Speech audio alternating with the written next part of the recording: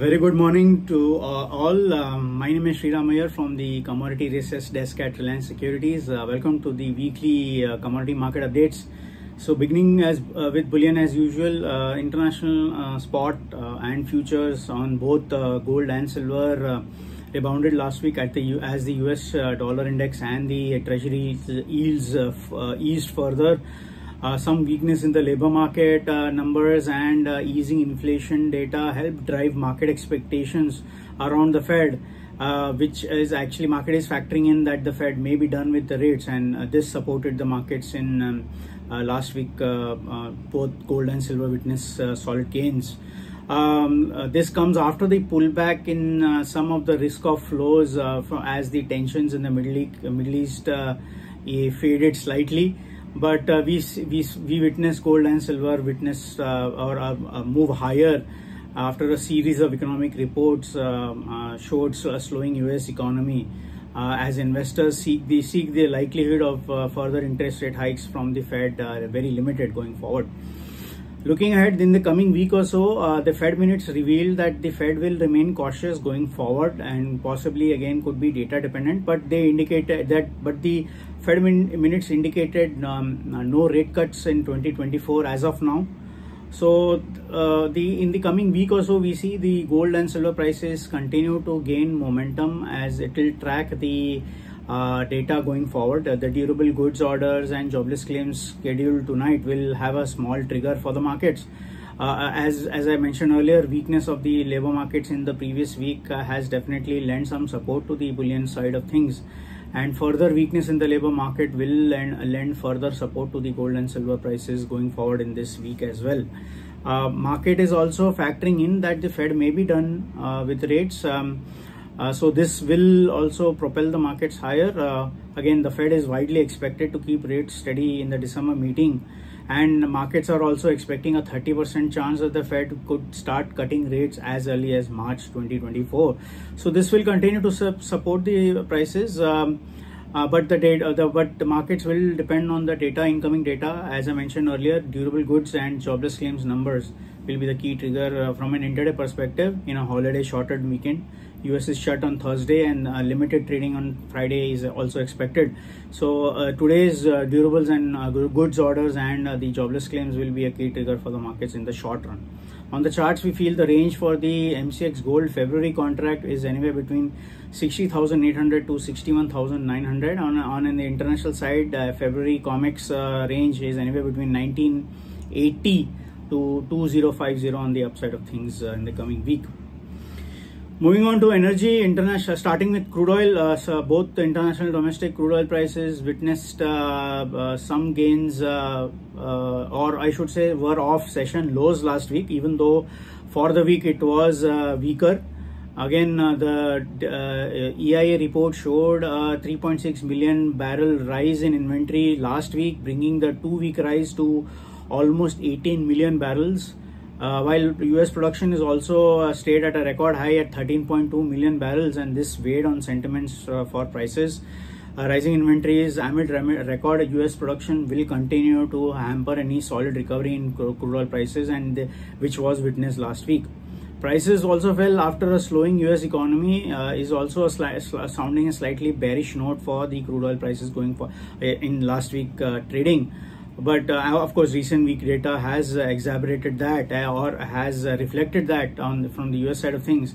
But markets recovered from the lows of the week after speculation grew that OPEC, when they meet this Sunday, will cut output further to stabilize prices. Also, speculation also rose that that Saudi Arabia, top producer Saudi Arabia and Russia will also extend their respective output cuts into 2024 to again support the market prices. So that has definitely limited losses for the crude oil side of things.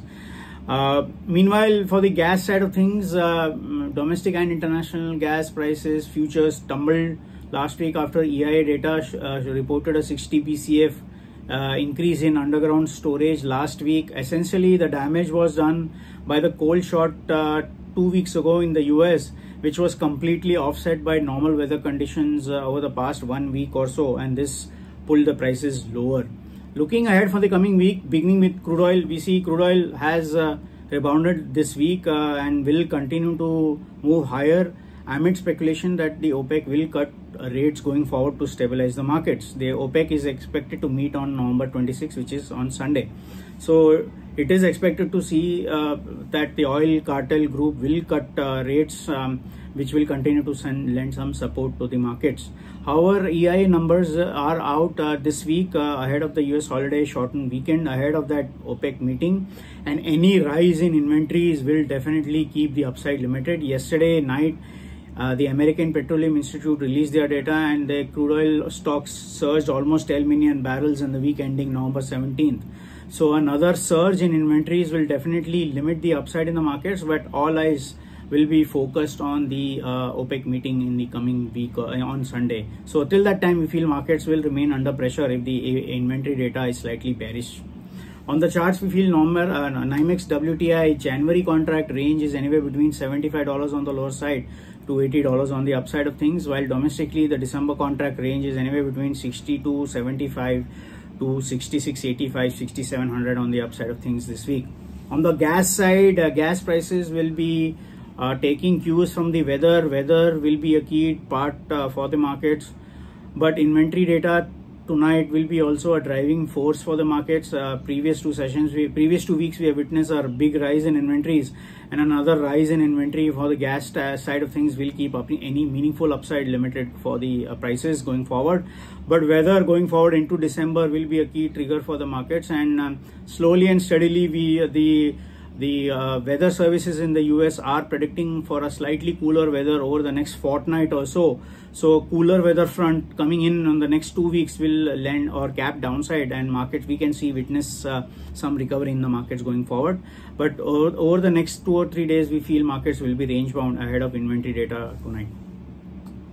Finally, on the base metal side, copper, specifically the red metal prices gained last week after positive industrial numbers from top consumer China. Prices also jumped to a 2-month high, boosted by protests in the mines in Panama and in Peru. However, gains were constrained by a weakness in the country's property sector. The crisis at property sector has yet to see a meaningful recovery despite support measures undertaken by the Chinese government.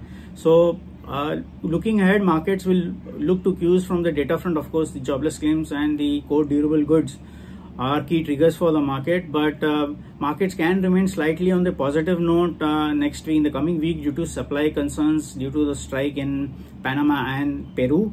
Additionally, the yuan has also recovered significantly over the past 1 week or so against the US dollar, and as optimism grew over the potential for further property sector stimulus by the Chinese government, and if indeed that happens, we can see further support for the markets going forward. Of course, the limited supply due to the strike can also lend some support to the markets. In the US side of things, as I mentioned earlier, jobless claims and durable goods will be a key trigger ahead of that US holiday, and markets will remain range bound. On the charts, key range for MCX copper December contract is anywhere between 709 on the lower side to 733 on the upside of things, and on the COMEX side of things, we feel markets will remain in range of $3.73 on the lower side to $3.92 on the upside of things in the coming week or so. So that's it from our side. Thank you very much for watching. Have a pleasant day and a pleasant weekend ahead. Thank you.